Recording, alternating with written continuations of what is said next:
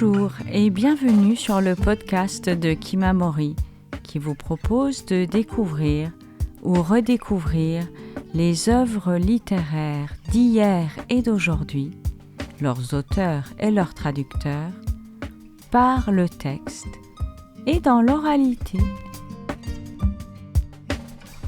Hier, vous avez entendu le deuxième épisode de notre série consacrée à la poésie de Mahmoud Darwish, préparée par Tiffaine Le Gall. Aujourd'hui, nous allons suivre le troisième épisode, L'étranger en nous. La nuit s'installe là où tu es. Ta nuit est de lilas. Un cygne s'échappe parfois des rayons de tes fossettes qui brisent la coupe de vin et allument la clarté des étoiles. Et la nuit est ton ombre, une parcelle de terre légendaire pour l'égalité entre nos rêves. Je ne suis ni le voyageur, ni le résident de ta nuit lilas. Je suis celui qui fut un jour moi. Chaque fois que la nuit se dissipe en toi, je pressens l'indécision du cœur, et ni l'être ne s'en satisfait, ni l'âme. Et dans nos deux corps, un ciel enlace une terre. Et tu es tout entière, ta nuit. Une nuit qui resplendit comme l'encre des planètes. Une nuit, la nuit l'a promis, rampe dans mon corps, indolence pareille à la somnolence des renards. Une nuit qui suinte d'ambiguïté lumineuse sur ma langue. Et plus elle se précise, plus j'ai peur du lendemain dans la poigne de la main.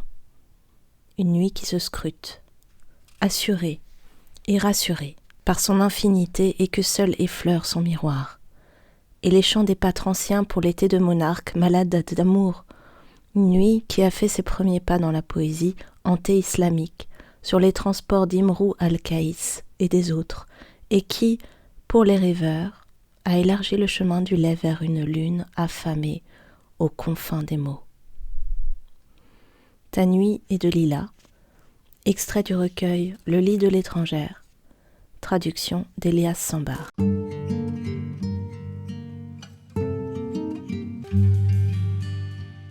Je dois vous avouer quelque chose. Je suis mal placée pour parler de la poésie de Darwish. Il est peut-être encore temps de vous le dire.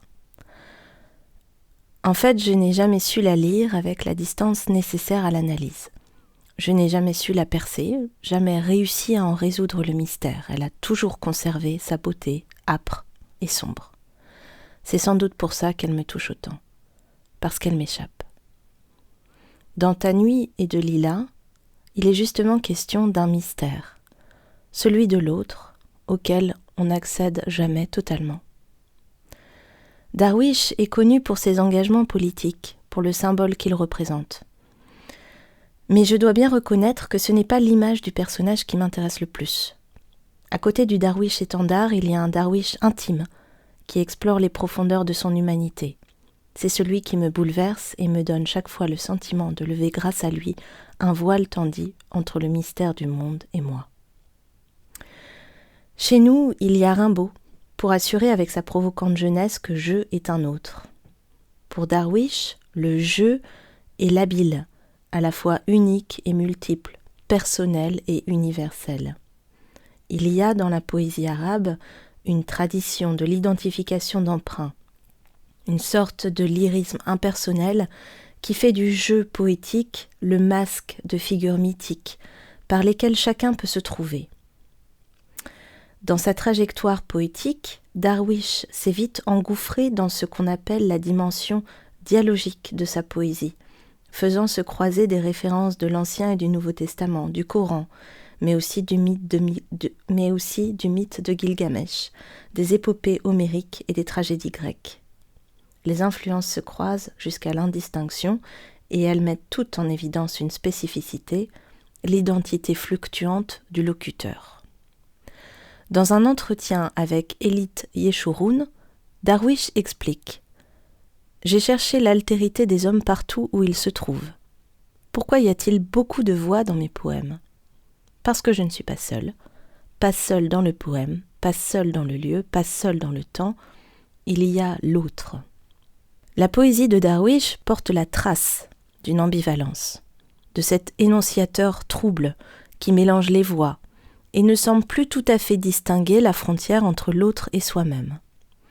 Je vous propose d'écouter à présent le poème du sable, écrit en 1977, où le poète semble s'habiller de l'identité de toutes les grandes figures bibliques. C'est le sable, étendu d'idées et de femmes. Marchons en cadence vers notre trépas. Au commencement, les arbres élevés étaient femmes, une eau montante, une langue. La terre meurt-elle comme l'homme? Et l'oiseau la porte-t-il en guise de vide? Je suis les commencements, je suis les fins. Le sable est forme et possible, une orange qui oublie volontairement mon premier désir. Je vois dans ce que je vois l'oubli. Il pourrait dévorer les fleurs et l'étonnement, et le sable est le sable. Je vois un siècle de sable qui nous recouvre et nous renvoie des jours. Mon idée s'est égarée et ma femme s'est perdue et le sable s'est noyé dans le sable. Je suis les commencements, je suis les fins. Le sable est le corps des arbres à venir, nuages qui ressemblent au pays.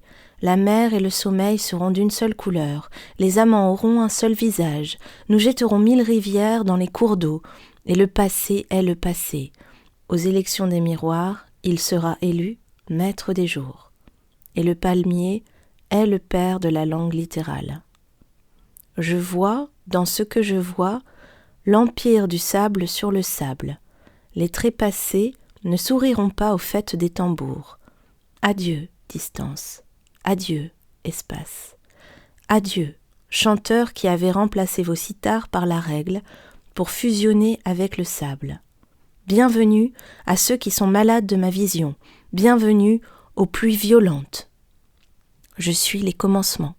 Je suis les fins. Je vais vers le mur de mon exécution et, tel l'oiseau imbécile, je confonds la flèche et mon flanc.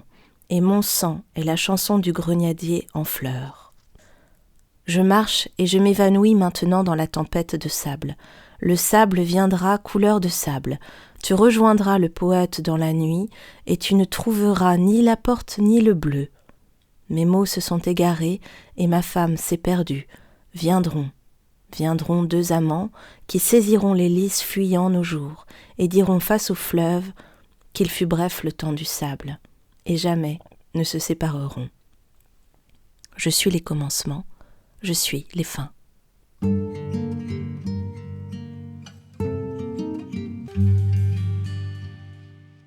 Loin d'être le terme du rassemblement identitaire, le jeu est placé sous le signe de la fragmentation, de la dispersion et de l'union des contraires. Quand le poète s'interroge « La terre meurt-elle comme l'homme ?» Est-ce Noé, l'éprouvé, qui parle? Est-ce Adam, le premier homme? Est-ce Jésus, cette figure de souffrance et de pardon si chère à Darwish, par qui tout naît et se termine? Rien ne permet de trancher, et cela devient encore plus troublant quand le jeu s'adresse à un tu, à l'identité plus mystérieuse encore. Si on y réfléchit, la deuxième personne, le tu, est la marque de l'altérité la plus frontale, la conscience d'une frontière étanche, imperméable entre soi et l'autre, et donc le signe de ce qui nous échappera toujours, le tragique de notre condition, l'impossible coïncidence entre soi et un autre individu, quel qu'il soit, alors même que nous partageons l'essentiel, une humanité commune. La rencontre est, comme Darwish le dit dans Ta nuit et de lilas, toujours imparfaite et inaccomplie. Pourtant, ça arrive. Des moments de véritable rencontre. Ça arrive peu, mais ça arrive. C'est énorme, le point de rencontre entre le je et le tu. Ça passe juste dans un regard, une seconde, une poussière. En vérité, la rencontre est rare. La plupart du temps, on s'évite, parce que c'est trop brûlant, le reflet de son existence dans le regard de l'autre. C'est d'ailleurs avec ces mots qu'il le formule, dans présente absence. Ces moments, quand les mots s'en souviennent, sont rétifs à élever le corps jusqu'au rang de l'âme. Lequel de nous deux et nous étions sincères, n'a pas dit à sa part féminine « Je n'existe qu'en toi ». Il dit encore, dans le 2e sonnet du lit de l'étrangère, « Je suis celui qui a vu son lendemain quand il t'a vu ». Combien de fois peut-on dire ça dans une vie ? Ce n'est pas souvent que l'autre nous apparaît, comme il est rare que nous apparaissions. La plupart du temps, nous sommes des ombres qui n'aimons pas déranger nos voisins dans leur solitude. Nous sommes des fantômes délicats qui ne risquons pas de briser la bulle d'insensibilité que nous nous sommes forgés. C'est qu'on ne pénètre pas si facilement le temple de l'autre. Il faut briser sa coquille et on ne se laisse pas faire. On est récalcitrant, on a des bonnes raisons pour cela. La principale étant de se prémunir de la souffrance. Dans Présente Absence, cette autobiographie poétique dont j'ai déjà lu quelques extraits, Darwish fait un choix énonciatif très particulier. Il parle à la première et à la deuxième personne comme s'il entretenait un dialogue intérieur avec son autre moi, ce qui me fait songer au vertige que l'on éprouve parfois, à se dire que la frontière entre le dedans et le dehors, le tu en soi et le tu hors de soi, est décidément très poreuse, et qu'à partir de là, on n'est plus assuré de rien. Alors vous vous êtes peut-être déjà demandé, comme moi, pourquoi il y avait des règles en poésie. Dans la poésie arabe classique, les règles sont différentes, mais il y a néanmoins aussi des règles rigoureusement établies. La question de la classification des genres est fondamentale, parce que c'est le genre qui définit les normes préliminaires. La prosodie, identifiée en Ouatid, varie en fonction des genres, même si elle présente un certain degré de flexibilité dans l'espace et dans le temps. Ces règles sont doublées de normes d'élocution et de normes d'exposition. Les premières concernent la manière de dire le texte poétique, tandis que les secondes se rapportent à l'attitude du poète lorsqu'il déclame son texte, son état psychique si vous voulez. Enfin, tout ça pour vous dire que les codes de la poésie arabe n'ont rien à envier aux nôtres pour ce qui est du contrôle de la liberté d'expression. Mais là où je veux en venir, c'est qu'en même temps, c'est bien compréhensible ces règles, tant échappe l'incontrôlable soi, tant il est fascinant et méconnu, jamais maîtrisé, et beau de sa liberté, et effrayant de sa liberté, et trouble de sa part sombre, et lumineux de son exception, et misérable de son humanité, et terrien, et bas, et lourd, et profane, et pétillant, et léger, une merveille de grâce, de bonté, de tout ce que le cœur des hommes porte de génie, et un monstre d'égoïsme, de peur et d'instinct. Ça effraie, c'est bien normal, non ? Cette puissance a l'ambiguïté si peu fiable. Il y a de quoi en imposer des cisures à l'hémistiche, des octosyllabes, des iambes, des alternances de rimes féminines et masculines, des quatrains et des tercets. Dans une grande part de la poésie de Darwish, il s'agit, me semble-t-il, d'entreprendre une quête, celle de se connaître par l'autre. Et cela concerne autant le lecteur qui s'approprie le poème en faisant un miroir de ses propres émotions que le poète lui-même, nous parlant de l'autre, notamment à travers la relation amoureuse ou érotique. L'expérience de l'altérité par excellence, c'est dans l'amour qu'elle se vit. C'est ce qu'explique le poète lui-même dans le documentaire « Et la terre comme la langue » réalisé par Simone Bitton. J'aspire violemment à découvrir mon être dans une femme. Il n'y a pas de meilleur moyen de se connaître soi-même. Le but de l'amour, c'est la révélation de son être par la femme, la naissance à soi dans l'amour. C'est l'aimer qui nous révèle à nous-mêmes. Elle éveille cette part enfouie de nous, ce désir infini, et cela est une chance, à moins d'être une malédiction. Car comment imaginer que cela ne passe pas par le plus complet égarement ? La révélation serait-elle celle-là ? Au cœur même de soi, il y a l'étranger, l'inconnaissable. Chez Darwish, la question prend une consistance particulière. Rita, sa première amante, était juive. On la retrouve dans certains poèmes, emblème de l'altérité radicale. Et nous allons écouter à présent un extrait de L'hiver de Rita, écrit en 1992. Rita met en ordre la nuit de notre chambre.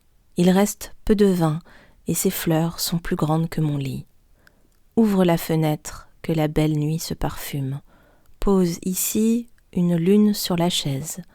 Dépose plus haut le lac autour de mon mouchoir, que s'élèvent les palmiers encore et encore.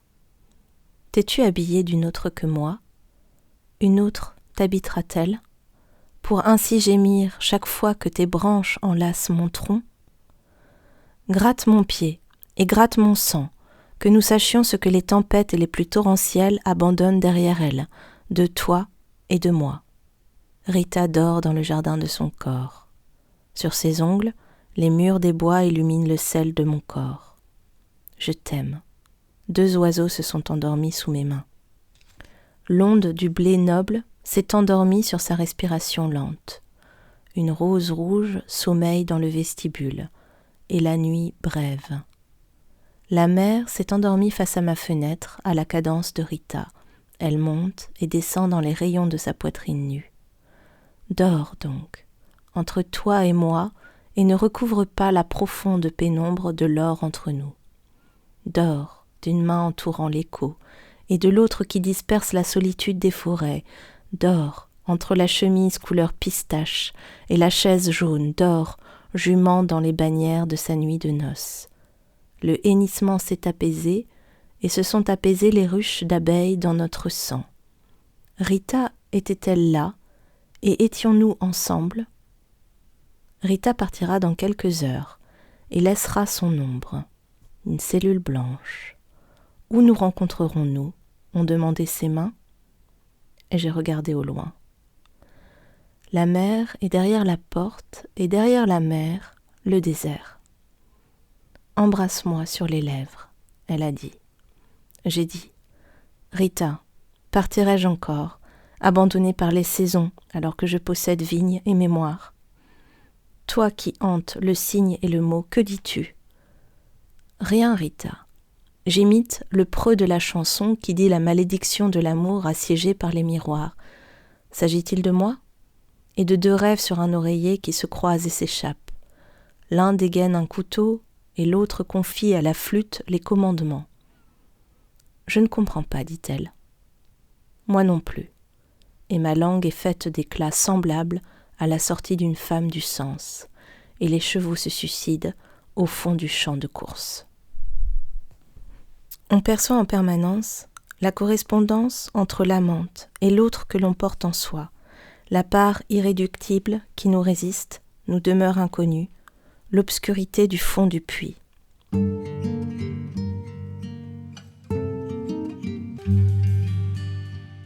J'aime la façon dont Darwish souligne un des paradoxes de l'amour. Accepter la dépossession pour mieux peut-être se trouver.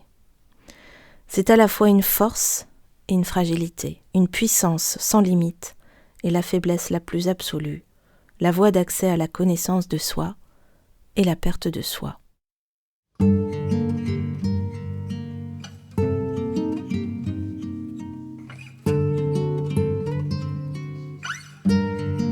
Vous venez d'entendre le 3e épisode de notre série consacrée à la poésie de Mahmoud Darwish, préparée par Tiffaine Le Gall.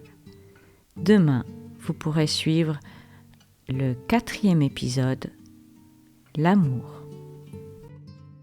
Tiffaine Le Gall vit à Brest. Agrégée de lettres modernes, elle enseigne le français. Dans sa thèse de doctorat, elle s'est intéressée à l'art du conte, la tradition orale et la langue bretonne. Son premier roman, Une ombre qui marche, a été publié en 2020 aux éditions de l'Arbre Vengeur. Ont suivi Le principe de réalité ouzbek et La fille près du feu, tous deux disponibles aux éditions La Manufacture de Livres. Mahmoud Darwish, né en 1942 à Birwa, près de Saint-Jean-d'Acre, est unanimement considéré comme l'un des plus grands poètes arabes contemporains. Auteur d'ouvrages maintes fois réédités et traduits partout dans le monde, il est publié en France par Actes Sud. Sa poésie se trouve dans la maison Sindbad, d'Actes Sud. Toutes les références concernant les extraits partagés avec vous sont dans le texte du podcast. Chères auditrices, chers auditeurs, n'hésitez pas à consulter notre site internet kimamori.fr, nous suivre sur les réseaux sociaux et nous serions très heureux de vous voir rejoindre notre communauté de lecteurs en adhérant à notre association.